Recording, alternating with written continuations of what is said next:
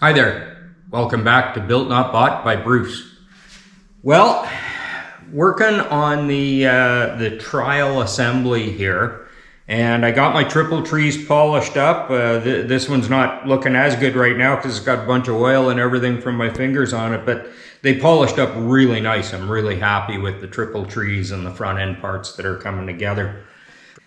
Went to start putting the front end pieces together here. I got the steering stem pressed into the lower triple tree. That worked out nice. I was able to clean it up. I used a little anti-seize in there just to keep it from rusting and stuff. Pressed that in. I got the new plate on the top here for the new steering head lock, or steering lock, fork stop, whatever you want to call it. So all that's together, and ran into a little problem that I hadn't anticipated. So with the bearing on there, put this in place. What has happened is this plate is thick enough, it's hitting on this lower edge of the neck, which is preventing the bearing from making it all the way into the race. And it's close, it's real close. That being the case, I was thinking about this, and there's kind of three ways to fix this. So one way to fix it would be to have this plate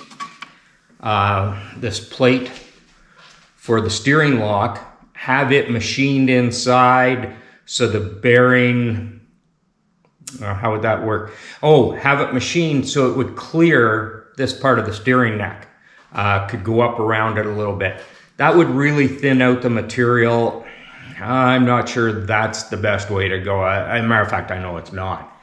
One of the other options would be to modify the frame, pull this race back out of here, and grind this down.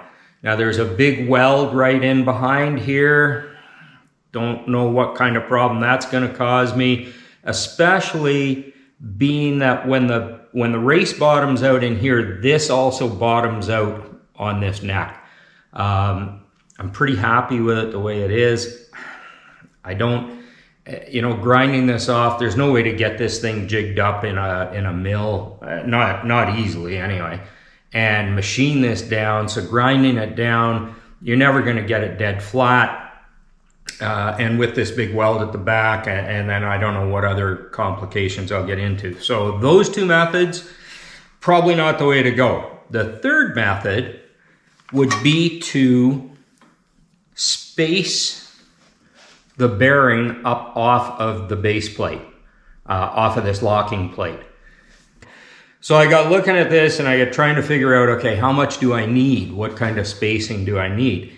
What I did come up with is, if I use the seal, I tried just fitting this in, another bearing, same bearing, fitting this in and just seeing where that got me to. Taking a straight edge,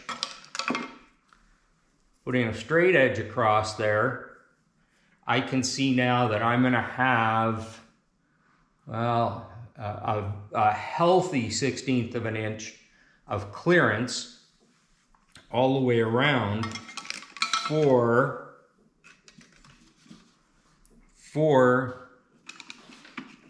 that plate, between that plate for the fork lock and the frame. I'm going to go back to the press. I have to press this out of here again to get that bearing off. I don't want to destroy the bearing, which is the way usually they come off, as you cut the cage and stuff.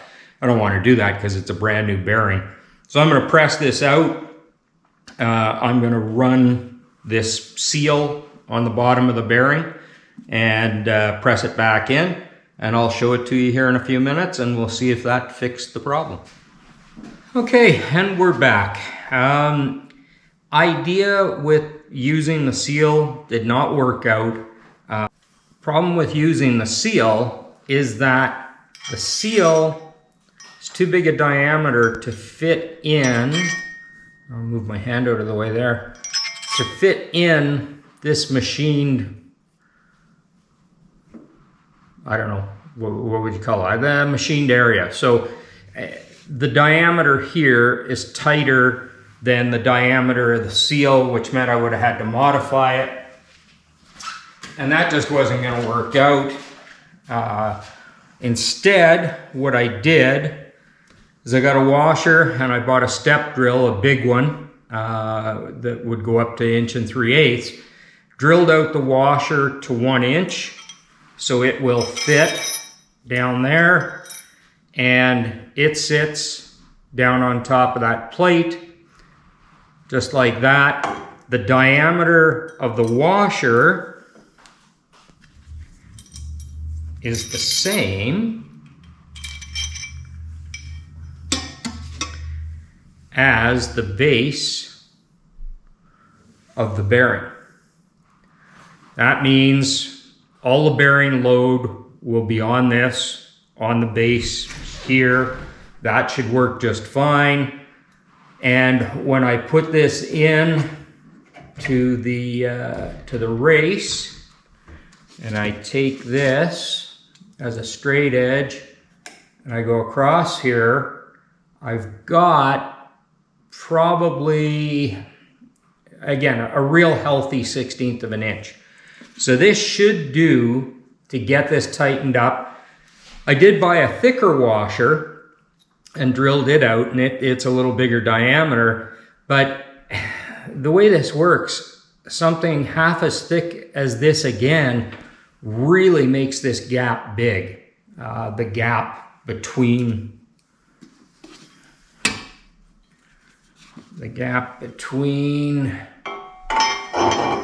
that plate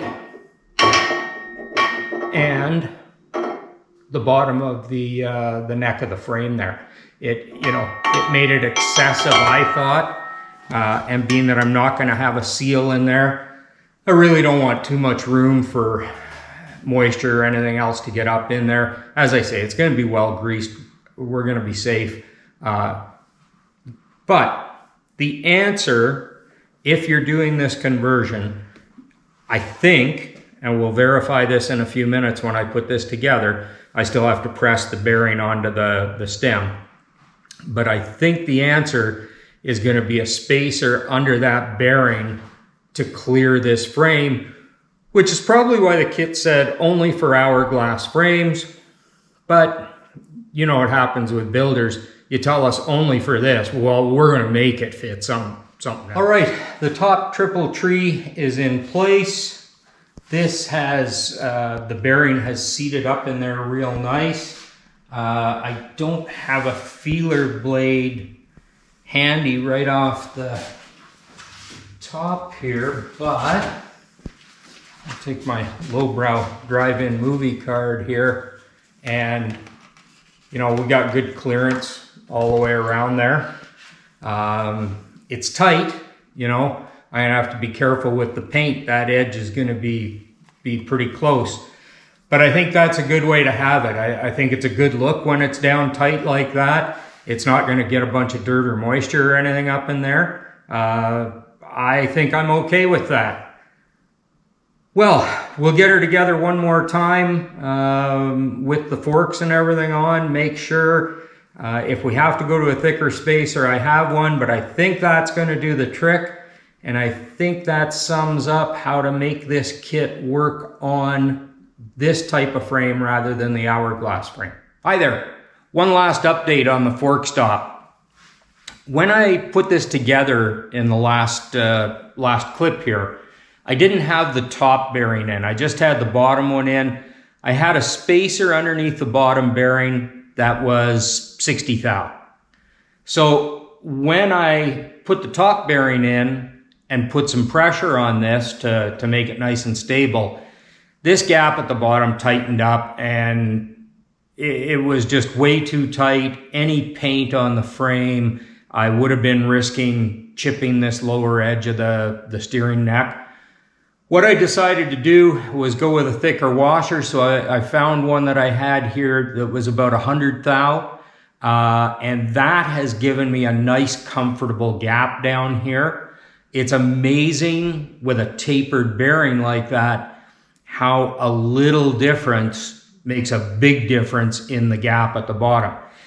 The locking is engaged. It's working perfectly. I've got the top bearing in now. Everything seems real good here. So as I say, with this modification here, the only two things that I can see are changed is that I will have about 1/4 of an inch less of the steering stem into the top triple tree. But with the bolt in there, everything seems fine. Doesn't seem to be an issue. The other thing is the distance between these two, when the fork leg goes in, is now about 1/4 of an inch more. Again, I don't see that being an issue. I'm going to know shortly when I get the fork legs together and put them back in here. But 1/4 of an inch shouldn't make a big difference.